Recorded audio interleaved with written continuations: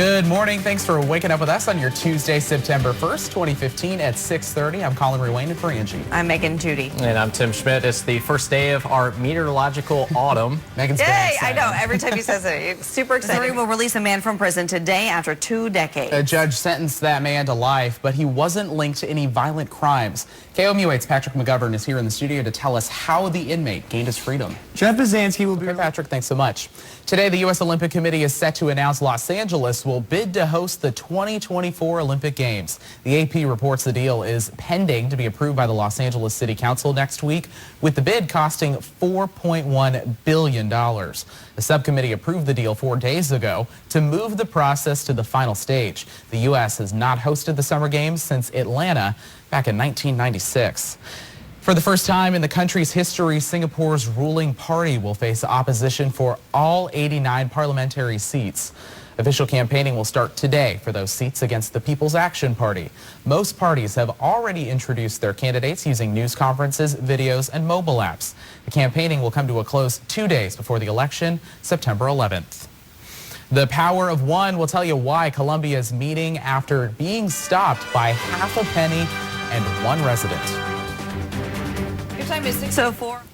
Missouri schools are making changes to sex ed classes that have to do with internet safety. A new law requires public and charter schools to add information about sexting and avoiding online predators to health education curriculum. According to the CDC, 1 in 4 girls and 1 in 6 boys are sexually abused before they reach adulthood. The Journal on Adolescent Health reveals 29% of internet sex crimes are initiated via social media. According to the same study, in 82% of sex crimes against minors, predators used information from the victim's social media to gain information about their likes and dislikes. Representative from Columbia Public Schools says many schools already teach some internet safety in the curriculum, but will adapt the curriculum to comply with the new law. Okay, thanks, Tim. Here's a look at what's new right now. Spain's prime minister says his country will not accept any more refugees.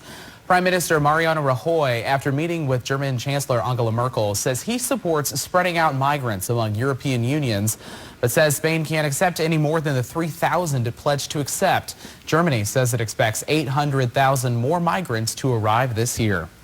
The Thai Prime Minister says a second foreign suspect was arrested in connection with a deadly bombing at a Bangkok shrine in August. Bangkok authorities are also searching for 3 more foreign men in relation to the incident. The first suspect was arrested in Bangkok following an explosion at a shrine which killed 20 people.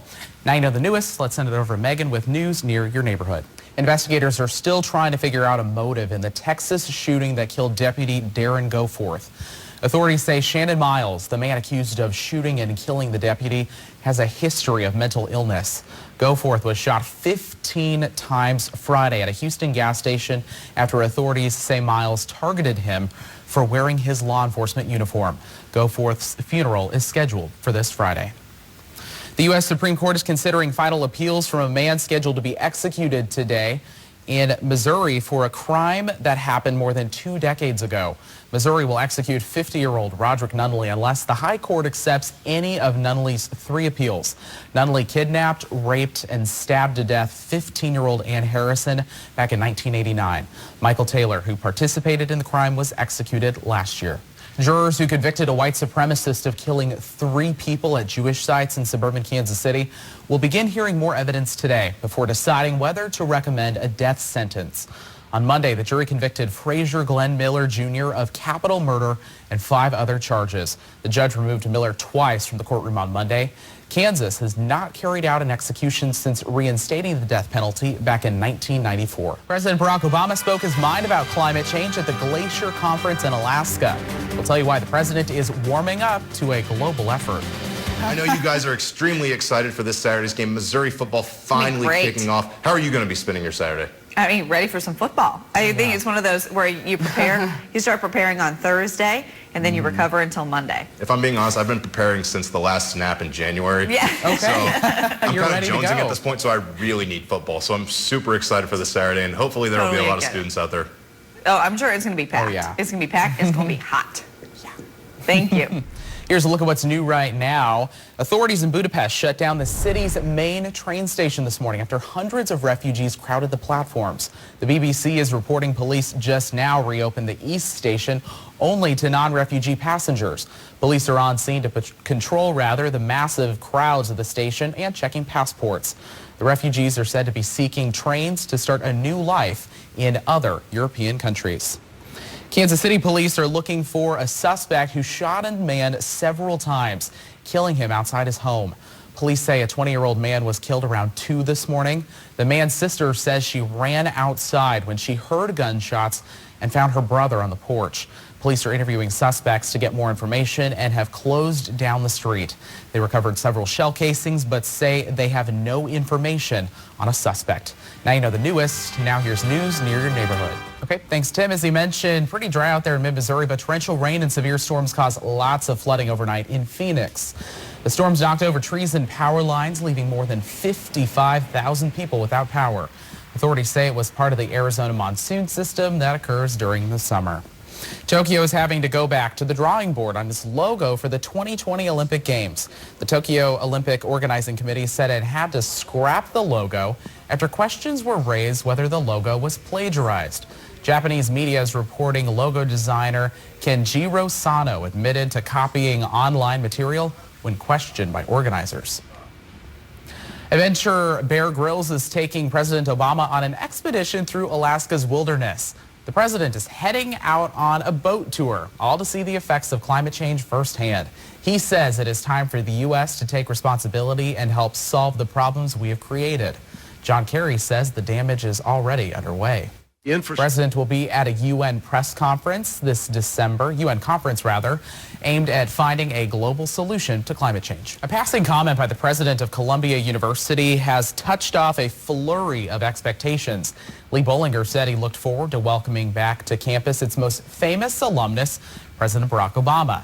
For its part, the White House says President Obama has enjoyed his relationship with his alma mater, but that he has made no post-presidency plans.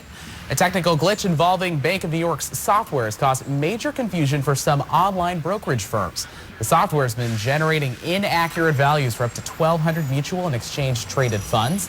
Bank officials say the problem began on August 24th, just as U.S. markets had their worst day since 2011, but declined to answer if the glitch and stock market uncertainty is all related. Serve Inc. in Fulton. Definitely going to be cranking up those fans today. Thanks, Tim. Many bridges around the state won't be getting the repairs they need any time in the near future. MoDOT announced there are more than 600 bridges on their critical condition list for this year, which is around 50 more than last year.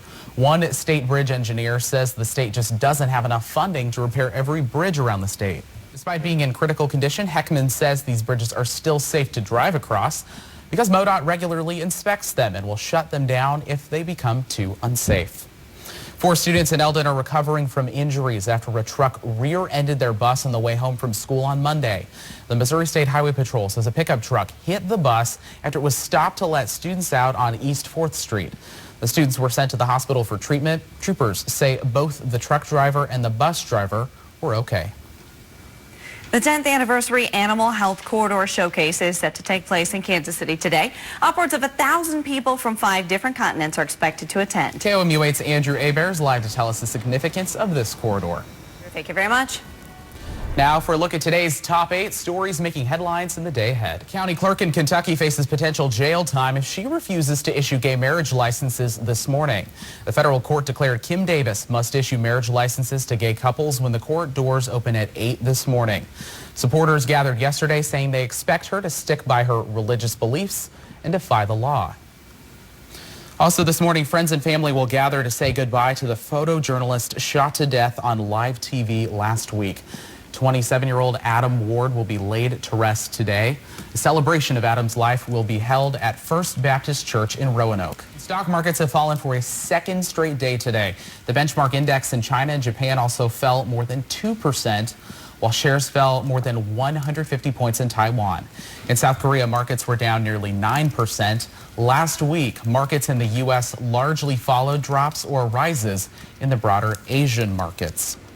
Street stalls that offer North Koreans a place to spend or make money on everything from snow cones to DVDs are flourishing in Pyongyang and other North Korean cities. These kiosks mark a modest but growing form of private commerce in a country where capitalism is shunned, if not banned. Coming up today on KOMU 8 News at noon, it is something that has happened to many of us, myself included. You drop your phone or tablet and you break it. Some of us will pay the repair bill in full, but others who bought that protection plan will pay just a portion of it.